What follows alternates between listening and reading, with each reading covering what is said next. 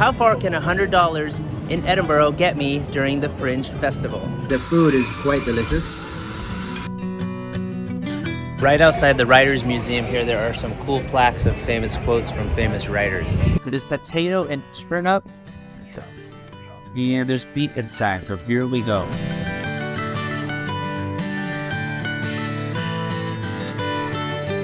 This is coffee and more. Some Turkish eggs, hot chocolate. Kicking off the Fringe Festival.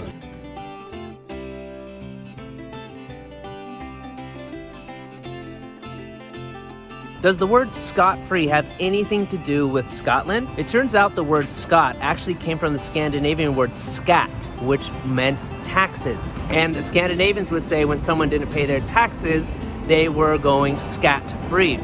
The word eventually came to the United Kingdom, where they turned it into Scot instead of scat, and it has evolved since then. So when people say he got off scot-free, meaning he didn't have to pay for whatever it is he was paying for monetarily, and it's evolved even further to say he got off scot-free, meaning he didn't have to face any sort of punishment or crime. So there you go, the origin of scot-free has nothing to do with the country of Scotland. Actually, the word Scotland comes from a Latin word called Scotia. That's what the Romans would call the Celtic people who lived here. So that's how you get Scotland, from the ancient Celtic people who used to inhabit these lands. And the Romans actually named several of what are now countries. For example, España, Spain. It used to be called Hispania by the Romans. So that's where you get the word Hispanic, because it goes back all the way to that Latin word Hispania, which later transformed into España. Did you know that the Scottish kilts in the movie Braveheart are factually inaccurate? So it turns out kilts became popular in Scotland in the 1600s, but William Wallace was born in the late 1200s. So even though you see scenes in Braveheart of the Scottish soldiers wearing kilts and flashing the English underneath their kilts, as entertaining as it was, that really didn't happen, unfortunately. So why do the Scottish wear kilts? Well, again, it evolved in the 1600s, and it was more so for comfort and convenience. It wasn't tight on the genitalia area, and it was easy to walk around it and move around it. Now, it does get cold in Scotland in the wintertime, so I imagine they switched to pants during winter months, but that is the reason why they wear kilts. Although, as you can see from the video, that tradition seems to have been long abandoned in modern times. I actually think it'd be cool to wear a kilt. It does seem like it would be comfortable, you'd be loose, you can just like move around, just not tight like the jeans. You gotta like barely fit into the jeans and stuff it, and then you have a little meal, and then you get the bulge in the stomach. All those problems are solved with a kilt. We'd be onto something here. Might as well wear a toga, like the Greeks. No, but toga you have to put around the arm and then keep pulling it up because it keeps sliding off. And then you're showing half your chest. That might be weird. Showing half your chest is weird, but not your legs, your hairy legs. Well, it's like shorts. But it's not.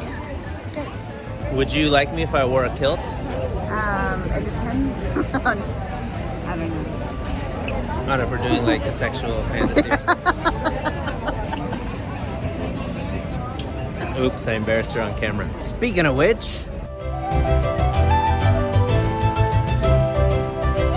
he looked very, very comfortable. Just relaxed, calm, content with himself. I really like that. Saturday is Farmers Market Day here in Edinburgh. They got farmers market stuff going on everywhere. In addition to the 5 festivals going on, by the way. This bread looks amazing.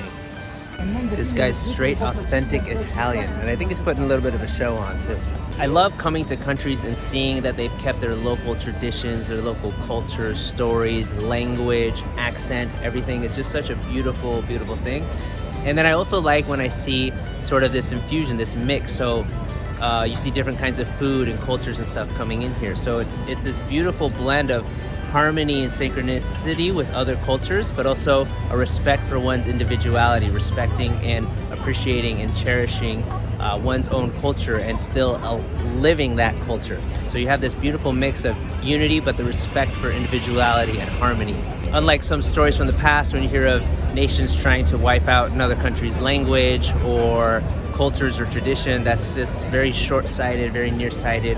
It's evil, and hopefully that culture, that language lives beyond whoever it was that's trying to control at the time. Because our time on Earth here is limited, but cultures, tradition, languages survives well beyond us. So it's important to allow those things to continue to thrive and not get short-sighted in our mind and say, oh, I'm gonna get my way and this way, and it's gonna last forever, because things don't always last forever. They continue to evolve. That's the lamb one. Thank you very much. Thank you so much. Enjoy. Thank you. Ethiopian food, 21 pounds or $25 US. Are you from Ethiopia? Yes. The food is really good. Thank you. How long have you lived here? 20 years.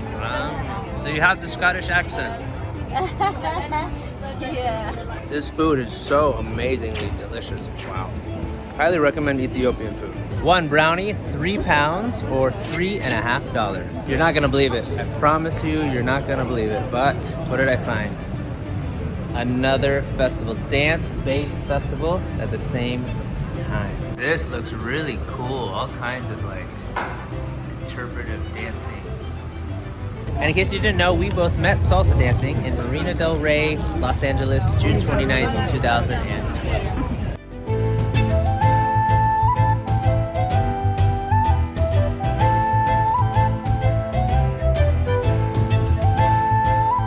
Okay, admittedly, we ate at Dishoom a couple days ago, and it is the best Indian food I have ever had in my life. Not just here, but ever, anywhere, the best food. And as you can see, I'm not the only one, as there is a waiting line here. They don't take reservations at night, so you just gotta show up and wait. Would like anything to drink?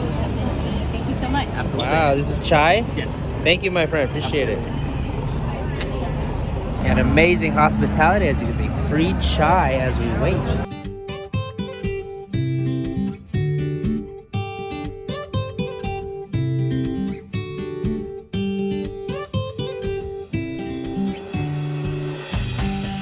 Best Indian food ever. Ever.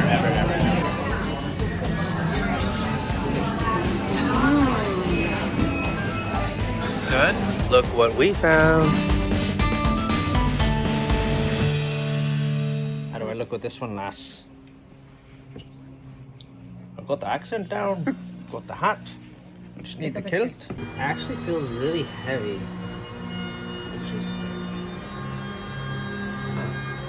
It's actually very good protection. I'm surprised. So it's kind of like shorts, but just kiltish, and then very loose underneath. So, you know, it's not too out there to wear one of these. What do you think? Should I get one? They're quite expensive though. At least 80 pounds. Some of these going up for 300 pounds. Maybe because I'm in a tourist area. Listen. Love Scottish music. Love Scottish music. Okay, I'm actually down to buy a kilt. Those are a little bit more expensive than I would have liked, at least $100 US. So maybe we could find one less touristy and cheaper.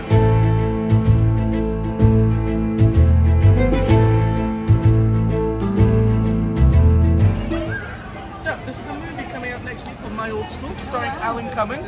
So basically we've got a trailer for the movie up here, all subtitled. That's what's playing right here. Thank you very much. Cool. Okay, thank you. Why with this? Pardon? Why with this instead of just the normal flyers like everybody else? Because this is for a movie that's coming out next week, so I think there's just a slightly higher budget. I think that's the main reason, if I'm being honest. Makes sense. Cheers guys, have a great trip. Okay, price is way cheaper here. They're like 50 to 20 pounds. This one's only 20 pounds. Wow. But I don't know if this is a girl's or a guy's, to be honest with you. I don't know how you'd even tell. Can you tell? I have no idea. How do I know what's guys and what's girls? This is girls? Yeah, like obviously, like whatever's bigger is for guys. Okay. Is this for guys or girls? It's short, so that probably is more of a ladies. Okay. Is that the way you tell how long it is? It generally, yes. Okay. All right. Thank you. See, it's not that easy. She doesn't even know. I think she made that answer up. Maybe I go on price, because all the ones down here seem to be the guys' ones. They're 50 pounds. And the ones up there are like 20, 30 pounds. So maybe it's a price thing? All right. Well, they only got a couple of them that are size 30. Then these might be women's. I guess I could try this one. This one's 65. What happened? It's supposed to be 50. All right, this one looks like it's a guy's. 32, 50 pounds. Okay. I kind of want to go red because red stands out more. It's got that sexy color, you know?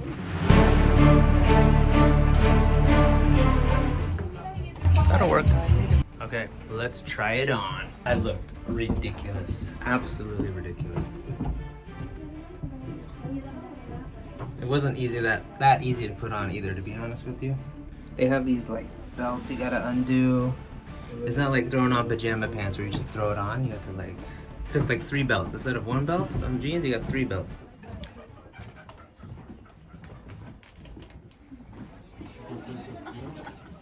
How do I look? Very good. Really? Yeah. You think so? I think I look ridiculous. Do I look good or ridiculous? Both. Oh, I do? So the flat bit should be at the front, that bit should be at the back. Oh, Not backwards. thank you. Sorry about that. Oh, I have it on backwards. Maybe that's why it's uncomfortable. Okay, well, if that was backwards, then I need to do these belts like this. How does that? It's like you can't even see what you're doing. It's like having the belt on the back of the buckle. I think you need help to get these on. Oh my goodness.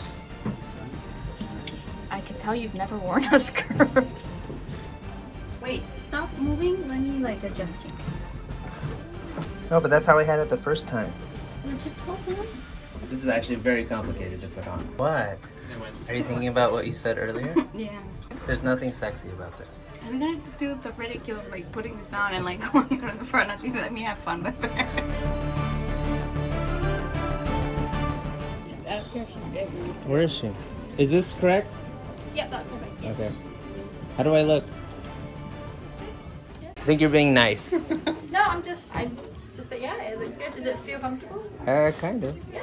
So when would people or men wear it? Usually like special ones like weddings, kind of that sort of like kind of big kind of family events and Right. dailies as well. Okay. Okay, now that I got it worked out, now I do feel comfortable, actually. It does feel more loose.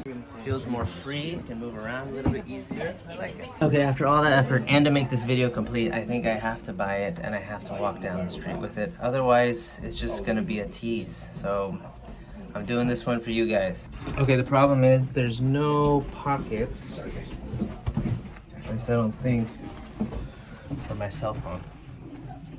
Or my wallet. Okay, let's go. You can go. I'll just hang out on my own. Did you buy it? I'm about to. What? What? Okay, bye. Hello. Hello there. One kilt. Certainly. Can I see the label, please? All right, I'm about to go in public for the first time. Not gonna lie, I'm a little bit shy, a little bit self-conscious, but the key is to act like you belong, to act as if like everybody's supposed to be wearing kilts. Why aren't y'all wearing kilts? That's the attitude. Here we go.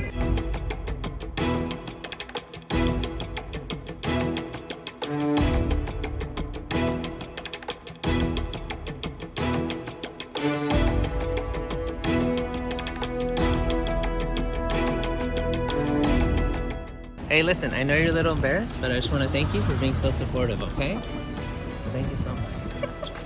I have no choice. What? I have no choice. But I know that later we're gonna laugh at this video. Found another one of my people.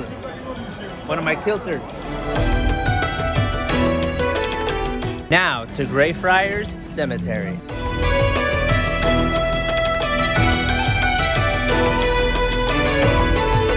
Not gonna lie, I feel quite jolly in the kilt right now. I feel like I can skip, I can move, I got more beat to my step, more step in my step. It feels good. It's so fascinating that people are just casually having a picnic out here amongst all these tombs from the 18 and 1700s.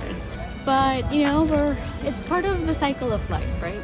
We have the children and the adults and then the dead people, and we're all sort of just, you know, spending time together at this lovely place in the middle of Edinburgh. You know, when I die and I'm in a tomb, I think it would be kind of cool to have like people around me eating lunch, you know? It's kind of like Keeping you company. keeping me company and like maybe reading about who I was and when I was born, when I died, and wondering what my life was like. Well, this is what it was like. This is what it was like walking with my silly husband wearing a kilt. This cemetery has hundreds of thousands of bodies buried in it from over the years. Again, Edinburgh was very, very heavily hit with the plague, with killings from different kings, all kinds of things. Lots of torture, lots of bad things happen in the city. This city is very, very gritty, and it has survived.